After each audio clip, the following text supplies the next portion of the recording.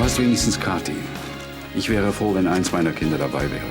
Julia oder Henning. Ja, egal, ob Gero kommt oder nicht. Wir heiraten trotzdem. Na, da kann ich verstehen, dass du ein bisschen neben der Spur warst. Aber erzähl doch mal, was hat denn Erika gemacht? Sie hat sich auf den Dieb gestürzt. Nein. Das hätte ich ihr gar nicht zugetraut. Naja, obwohl, eigentlich schon. Erika ist immer da, wenn man sie braucht. Eine klasse Frau. Das kannst du wohl laut sagen. Du bist doch Henning von Anstetten, oder? Was wollen Sie von mir? Ich kenne Sie überhaupt nicht. Oh, Entschuldigung, ich glaube, ich habe sie verwechselt.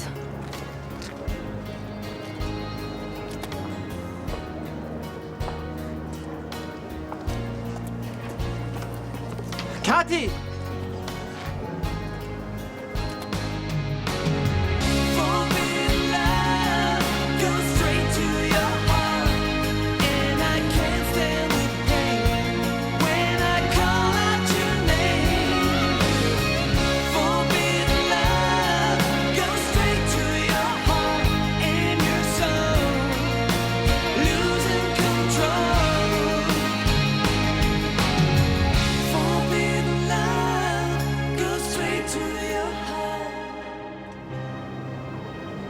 Henning! Ich hab's doch gewusst. Ja, Mensch, ich freue mich so. Aber jetzt erzähl doch erstmal, wo warst du die ganze Zeit und was hast du gemacht und seit wann bist du wieder hier und wieso warst du noch gar nicht auf Friedenau?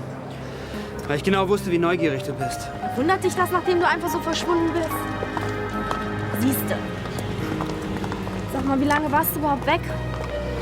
Ungefähr so lange, wie du gebraucht hast, um von einem kleinen, frechen Mädchen zu einer jungen Dame zu werden. Naja, du bist erwachsen geworden.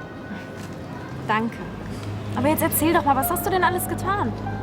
Ja, ich bin herumgereist, hab gejobbt, was man halt so macht. Ach so, ja, ich war auch in der Schule und hab mich gelangweilt, was man halt so macht, ne?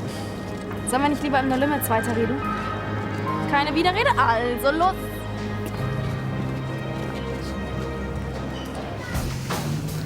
So, einmal frisch gepresster O-Saft aus der Tüte. Danke. Fabrikfrisch? Vergiss es, der Spruch ist alt. Nina, ja, lesbisch zu sein ist die eine Sache, aber... Na, Gero zum Beispiel, der ist schwul. Aber wenn der plötzlich ankommen würde und sagen würde, ich bin in Arno verknallt. Hey, halt mal. Ich bin nicht verknallt. Ich habe nur gesagt, Erika wäre mein Typ. Was ist denn da der Unterschied? Und davon mal abgesehen, sie ist mit Arno zusammen. Was das bedeutet, weißt du ja wohl. Sie steht auf Männer. Und woher willst du das wissen? Weil sie Millie und Steffi auch nur von einem Mann haben kann. Tut mir leid, aber die Wahrheit ist nur hart. Schon gut. Sag mal, wie weit bist du eigentlich mit deinen Recherchen im Internet? Sehr weit. Ich habe schon ein paar sehr gute Infos gefunden. Die Sachen sind oben, wollen wir? Klar, worauf warten wir noch?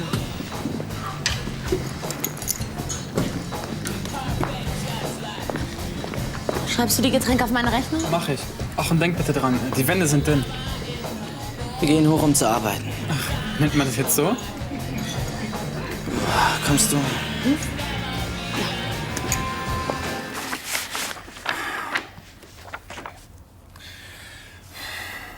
Ich bringe den noch zur Post hier. Damit er heute noch weggeht, die Gemeindebriefe, die schicken wir morgen alle zusammen weg, okay? Ist okay. Soll ich noch mal wiederkommen oder schaffst du es allein? Danke, geh mal nach Hause. Okay, bis dann. Ciao. Ciao.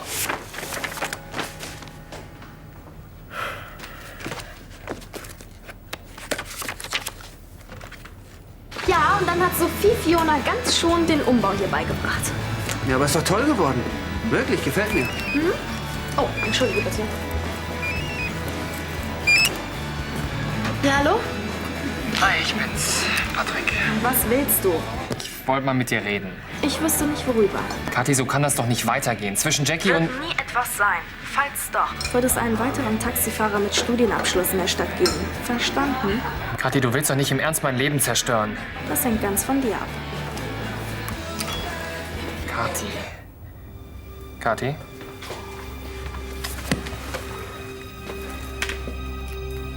Was ist los? Nichts, der übliche Stress. Hast du was vergessen? Ja, mir ist eingefallen, was ich dir den ganzen Nachmittag erzählen wollte. Ich habe 2 Karten für das Blue Pain Konzert morgen. Hast du Lust? Ja. Warum nicht? Einverstanden. Ja, sonderlich begeistert scheinst du ja nicht gerade zu sein. Hat dir Kathi wieder zugesetzt? Auch. Wolltest du nicht zur Post? Ja, ich hab schon verstanden. Gut. Ah, übrigens, Jack ist im Anmarsch. Und ein Bier. Nachdem Barbara die Entführung heil überstanden hatte, wollten die beiden heiraten. Mal wieder. Wieso mal wieder? Nach der Scheidung von Clarissa wollten die beiden schon mal vors Standesamt treten. Aber da ist dann leider nichts dazwischen gekommen. Und Clarissa hat tatsächlich in die Scheidung eingewilligt? Aber nur wegen ihrer Amnesie. Ach stimmt, das weißt du auch noch nicht. Tanja hat Clarissa entführt. Die konnte zwar entkommen, hat sich aber irgendwie am Kopf verletzt und deswegen die Amnesie. Tanja Wittkamp hat es geschafft, Clarissa in ihre Gewalt zu bringen? Aber Tanja, wie um alles in der Welt ist ihr das gelungen? So, und 2 Spezialsalate. Das ist eigene Kreation. Dankeschön.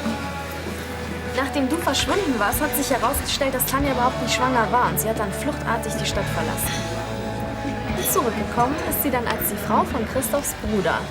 Sie hat ihn abgezockt und wollte immer mehr, aber Clarissa konnte sie ja schlecht heiraten. Also hat sie Clarissa entführt. Wie du siehst, ist eine Menge passiert. Aber es kommt noch besser. Obwohl, bis ich dir das erzählt habe, dauert es noch Tage. Aber keine Angst, bis zur Hochzeit schaffen wir das schon. Vorausgesetzt, Christoph will dich nicht die ganze Zeit für sich haben. Christoph kriegt mich gar nicht zu Gesicht. Ich bin niemals hier gewesen, verstanden?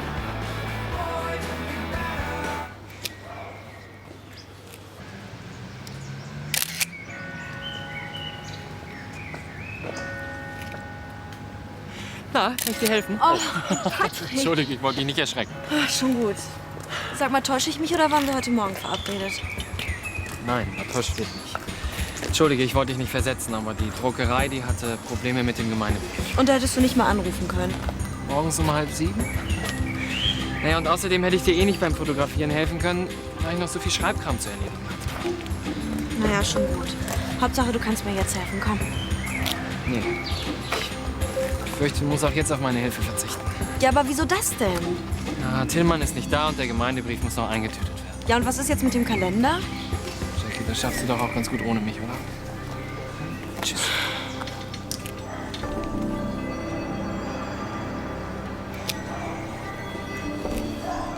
Gut, das mit der Werbeagentur, das ist dumm gelaufen. Und dass du einfach abgehauen bist, war auch nicht so toll. Aber trotzdem, wenn du jetzt einfach nicht zur Hochzeit kommst, dann kannst du das nicht machen. Christoph wird todtraurig sein. Nicht, wenn er gar nicht weiß, dass ich in der Stadt bin. Weißt du, was du da von mir verlangst? Nee, das kannst du vergessen. Bitte, Kathi, tu mir den Gefallen. Aber ich kann nicht. Mann, ich weiß noch ganz genau, wie sehr Christoph damals gelitten hat, als du plötzlich verschwunden warst. Wenn ich mir jetzt nicht sagen kann, dass du wieder hier bist und dass es dir gut geht, dann... Na gut, dann sag's ihm halt. Aber ich werde trotzdem nicht nach Friedenau kommen. Weder zur Hochzeit noch sonst wann. Und wenn ich ihm einfach sage, in welches Bettbüro du immer gehst, Dann gehe ich ihm in ein anderes. Vielleicht in eine andere Stadt. dann wird er dich suchen lassen. Das hat er doch vor 2 Jahren sicher auch gemacht. Und? Hat er mich gefunden? Nein, Kathi. Du kannst mir nicht drohen. Zumal dir Christoph kein Wort glauben wird. Henning, bitte bleib hier. Ich habe das nicht so gemeint. Warum bist du denn überhaupt nach Düsseldorf gekommen, wenn du ihn überhaupt nicht sehen willst? Bitte bleib hier und lass uns noch mal über alles reden. Vielen Dank für die Einladung.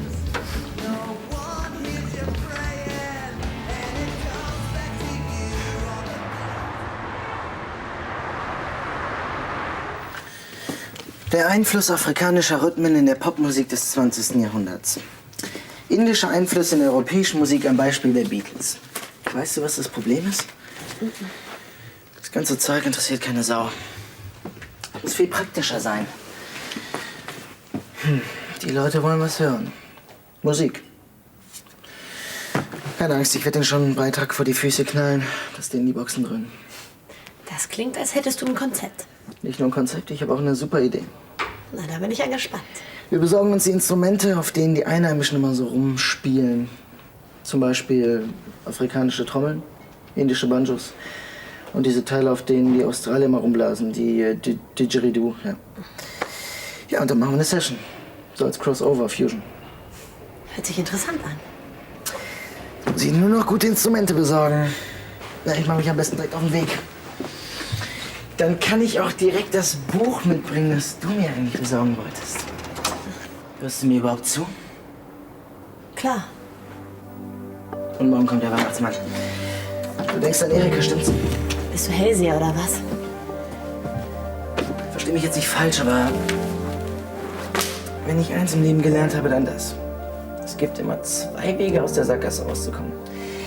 Erstens, du drehst dich um und gehst wieder. Und zweitens, du knallst voll durch die Mauer. Du solltest Talkradio machen. Trotzdem, danke für deinen Rat.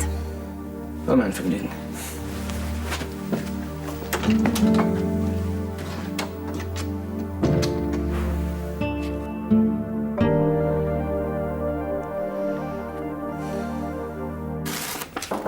Ja, bitte. Hi. Hi. Na, wie weit bist du? Ja, fast fertig. Oh, prima. Dann können wir ja jetzt was trinken gehen. Ich mache jetzt auch gleich Feierabend. Tut mir leid, geht nicht. Wieso nicht? Weil... Sag mal, habe ich dir irgendwas getan? Wie kommst du denn darauf? Das fragst du noch. Erst versetzt du mich, dann bist du ganz wild darauf, hier irgendwelche Briefe einzutüten, anstatt mir beim Fotografieren zu helfen. Und jetzt willst du noch nicht mal mehr mit mir was trinken gehen. Das muss doch einen Grund haben. Naja, Los, raus mit der Sprache. es ist wegen Kathi. Ach, lass sie doch denken, was sie will. Außerdem habe ich auch gestern mit ihr gesprochen und ihr erklärt, dass zwischen uns nichts läuft. Du scheinst es dir nicht abgekauft zu haben. Ach, du kennst sie doch. Wenn sie sich einmal was in den Kopf gesetzt hat. Dabei ist ihre Eifersucht doch völlig unbegründet. Schließlich wirst du Priester. Und Ende der Vorstellung. Tja, nur nicht für sie. Scheint immer noch an mir zu hängen. Aber ihr habt doch miteinander gesprochen. Tja, das dachte ich auch. Naja, Hauptsache, du bist nicht sauer auf mich. Dazu habe ich ja wohl auch keinen Grund. Und jetzt, wo wir das geklärt haben, da habe ich noch eine Bitte. Könntest du Kathi bitte nichts von diesem Gespräch erzählen, ja? Wer weiß, wie sie reagiert.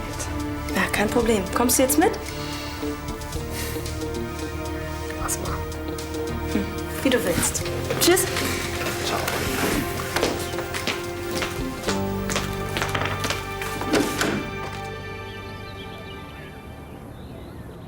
Wir gratulieren Ihnen zum Kauf des Systems, Kurt. Danke.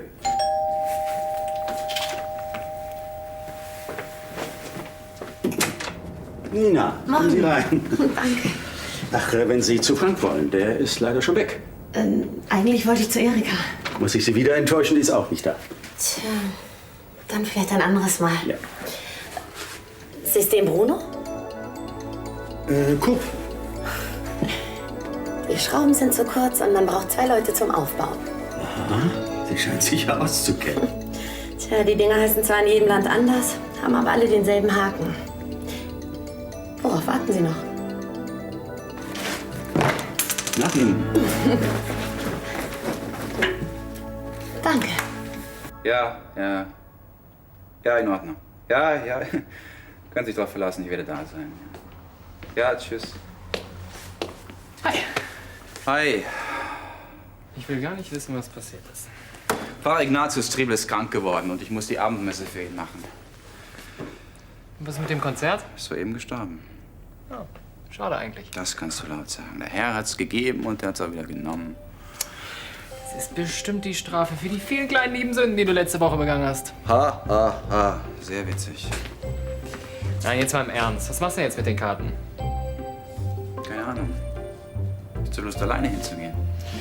Wie wär's denn, wenn ich die Karten für einen guten Zweck benutze? Und der wäre? Ich wünsche dir was. Tschüss.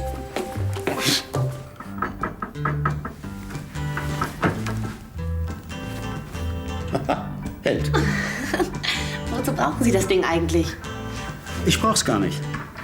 Entschuldigung, ich wollte nicht neugierig sein. Sind Sie nicht.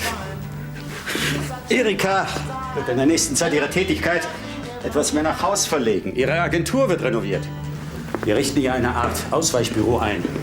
Eine Arbeitsstelle mit Familienanschluss. Sowas findet man selten. Ja. Vielen Dank für Ihre Hilfe. Keine Ursache. Außerdem hat es mir wieder richtig Spaß gemacht, rumzuwerkeln. Wenn Sie so viel Spaß dabei haben, warum machen Sie das nicht zu Ihrem Beruf? Ein Kollege von mir hat eine Schreinerwerkstatt, der sucht verzweifelt nach Fachkräften. Das ist nett gemeint. Meine Kasse könnte ein paar Einnahmen gut vertragen.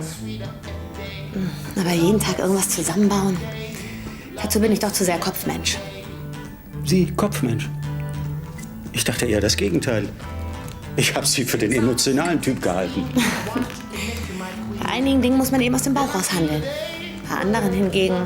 Ja, wenn man nur wüsste, wann das Gefühl und wann der Verstand gefragt ist. Wenn man den nötigen Abstand hat. Abstand. Ja. Das würde auch mir gut tun. Und Erika, die hat es zurzeit nicht einfach mit mir. Wir Frauen haben es nie sehr leicht mit euch Männern. Ob sie nun Bruno, Kurt oder Arno heißen. Hey, was ist denn hier los? Erika, das ist Ninas Werk. Sie ist die geborene Handwerkerin. Abwarten, wie lange das Ding hält. Dieser Schreibtisch ist für die Ewigkeit. Sag mal, ich wusste gar nicht, dass du mit Säge und Hobel umgehen kannst. Aha. Aha. Sonst bin ich nämlich immer der Letzte, der ein Geheimnis erfährt. Nina ist nur gekommen, weil... weshalb? Wegen Frank. Ich helfe ihm bei seinem Bewerbungstape. Und da wollte ich dich fragen, ob wir vielleicht ein paar Ideen durchgehen könnten. Natürlich nur, wenn du Zeit hast. Ich nehme die mir einfach. Tja, lass ich euch allein. Wenn ihr mich braucht, dann findet mich in der Garage. Sag mal, denkst du dran, den Rasenmäher endlich mal wegzubringen? Ja, schon passiert. Du bist der Beste. Ja, und ich mach uns mal einen Kaffee.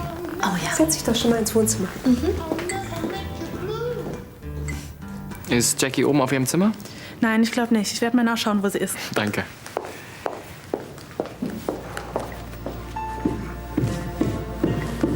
Hallo. Hallo Jackie. Na? Willst du zu Kathi? Nein, ich möchte zu dir. Sag mal, kennst du Blue Pain? Die Band? Sicher. Ich habe da 2 Karten für das Konzert morgen Abend. Hast du Lust? Oh, klar. Noch Kaffee? Gern. Übrigens, die Idee mit den Instrumenten war toll. Zu dumm, dass ich mich in Köln noch nicht so gut auskenne. Sonst könnte ich ein paar Dinge für ihn erledigen. Na, jetzt übertreib's nicht gleich. Schließlich ist das Franks Bewerbung. Naja, aber gerade jetzt, wo Ramon nicht mehr da ist, braucht er jemanden, der auf ihn eingeht, sich Zeit für ihn nimmt. Ich würde auch gern mehr für ihn tun, aber ich muss mich um Arno kümmern. Der braucht mich mehr denn je. Wieso seid ihr eigentlich nicht verheiratet? Das hat sich irgendwie nicht ergeben. Obwohl wir beide eigentlich wollen, aber vielleicht schon demnächst. Demnächst? Klingt ja sehr bald. Wir müssen nur noch einen Termin finden. Arno ist schon ein toller Mann. Er ist nicht immer einfach, weiß Gott nicht. Aber ich liebe ihn so, wie er ist. Oh, sorry. Ich muss jetzt los. Ich wollte noch für Frank ein Buch besorgen. Ja, ich habe auch noch jede Menge zu erledigen, kein Problem. Dann tschüss. Ich finde allein raus. Okay, tschüss. Tschüss. Bis auf 2 haben alle zugesagt. Von Gero und meinen Kindern mal ganz abgesehen. Ja, ich finde es auch sehr traurig, dass sie nicht dabei sein können. Ja, damit könnte ich jetzt zur Not noch leben, aber ich weiß ja nicht mal, ob es ihnen gut geht, Henning und Julia. Wenn sie in Schwierigkeiten wären, hätten sie sich bestimmt bei dir gemeldet. Wenn sie dazu noch in der Lage sind. Hallo, bin wieder da. Hallo. Na, hattest du einen schönen Ausritt? Oh ja, das war so toll, über die Stoppelfelder zu galoppieren. Und was habt ihr heute so gemacht? Ach, wir haben die Gästeliste durchgesehen und wollen jetzt mit Hilda das Essen durchsprechen. Ja, dann lasst euch nicht aufhalten. Ach ja, Jackie sucht dich. Dann wird sie mich auch finden. Und, hat sich Jackie gefreut? Tierisch. Sie findet Blue Pain genauso klasse wie wir. Und Skati? Die war nicht da. Das ist aber auch egal. Jackie hat versprochen, mit ihr hinzugehen. Glaubst du wirklich, du kannst Skati mit den Karten besänftigen? Ja, mein Gott, wenn sie mal so ein bisschen nachdenkt, bestimmt. Außerdem, wenn ich wirklich was von Jackie wollte, dann würde ich doch mit ihr ins Konzert gehen, statt beide Karten zu verschenken. Das klingt logisch. Das klingt nicht nur logisch. Ist es auch. Hoffentlich sieht Kathi das auch so.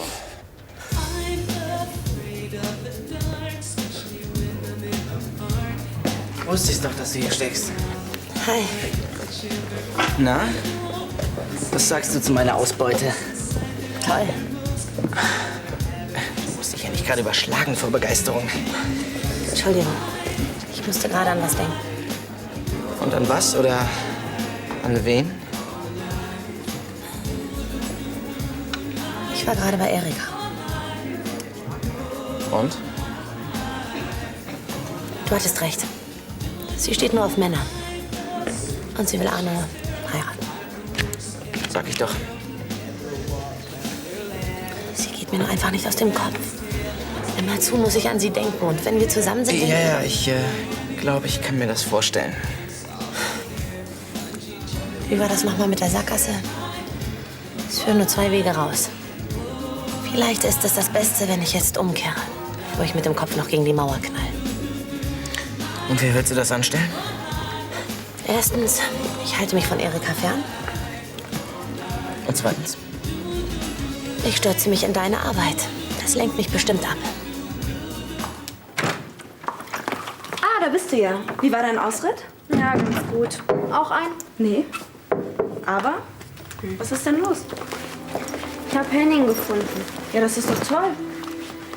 Oder etwa nicht? Henning will Christoph nicht sehen. Er will nicht mal, dass ich ihm erzähle, dass er in der Stadt ist. Warum denn nicht? Keine Ahnung warum. Er hat mir auch keinen richtigen Grund genannt, sondern mich nur mit so einer blöden Ausrede abgespeist. Naja, also wenn es keinen Grund gibt, dann kannst du es Christoph auch erzählen. Ja, und dann? Ich habe keine Ahnung, wo Henning sich aufhält. Christoph hält mich dann für völlig bescheuert. Und was willst du jetzt tun? Versuchen, Henning zu finden und ihn irgendwie nach Friedenau zu schleppen. Aber nicht morgen Abend. Patrick war hier. Er hat uns 2 Karten fürs Blue Pain Konzert organisiert. So, jetzt brauchen wir nur noch einen geeigneten Ort, wo wir uns die Videos reinziehen können. Ich habe nicht mal einen Fernseher. Na, macht doch nichts. Gehen wir bei Brandnest gucken, wenn Erika nicht da ist. Mir wird uns wohl nichts anderes übrig bleiben. Oh. Entschuldige, Frank, ich stehe auch nicht lange. Ich wollte kurz mal mit Nina sprechen. Darf ich? Ja, klar. Was gibt's denn? Arno und ich haben noch mal über dich gesprochen. Und er hat erwähnt, dass du knapp bei Kasse bist. Ja, wer ist das nicht? Also, um es kurz zu machen, ich habe doch diesen riesen Auftrag an Land gezogen. Und jetzt brauche ich jemanden, der mich beim Texten unterstützt. Jemand mit deinem Talent. Heißt das... Ich möchte mit dir zusammenarbeiten.